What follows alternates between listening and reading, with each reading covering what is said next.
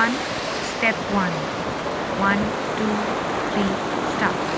Ta, ithi, na, trike, te. Ta, ithi, na, trike, te. Ta, ithi, na, trike, te. Dhei, na, trike, dhina, left. Ta, ithi, na, trike, te. Ta, ithi, na, trike, te. Ta, ithi, na, trike, te. Dhei, na, trike, dhina, ta. They were incomplete, but made into infinities, gathering one after another, lapping away the previous solitariness, making more of what was. The great toe knew the move. It always knew the move because it shaped the movement.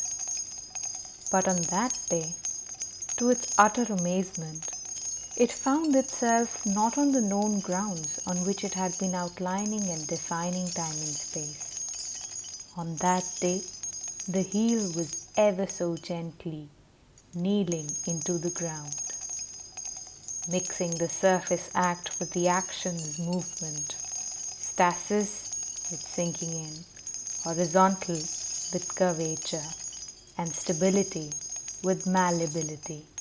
What took shape was the dancer's desire. On that day, the body danced on a surface that had always been dancing with the flowing waters of the sea. Laterally, it seemed as if it was a leftover of a meandering, mindless scratching of the surface while thinking about the perilous twists and turns of life. Aerially, it looked as if the strongest, high-spirited winds mischievously played against the grain and shaped it like never before. Intrinsically, what developed on the skin was a designing of a movement that moved out of her, that moved her. Incomplete, infinite, still, what got framed was a connection between the body, the place, and the space. A few inches away sat a hollowed-out column. Perhaps it was the burrowed hole of time, having thrown out from within innumerable moments strewn around like grains of sand.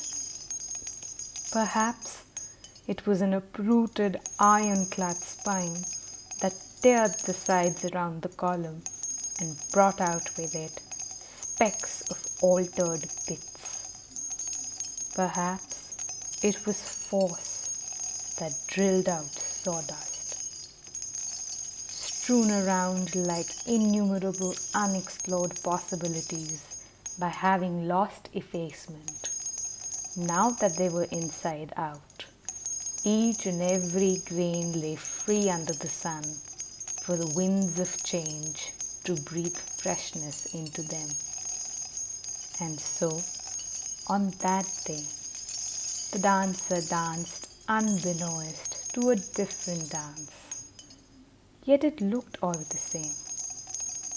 However, the body remembered that it had felt a different dance, even when the great toes still steered the movement.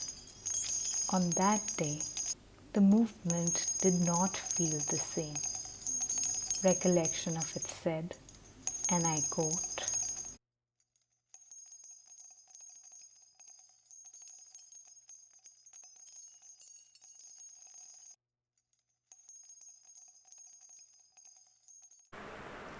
unquote.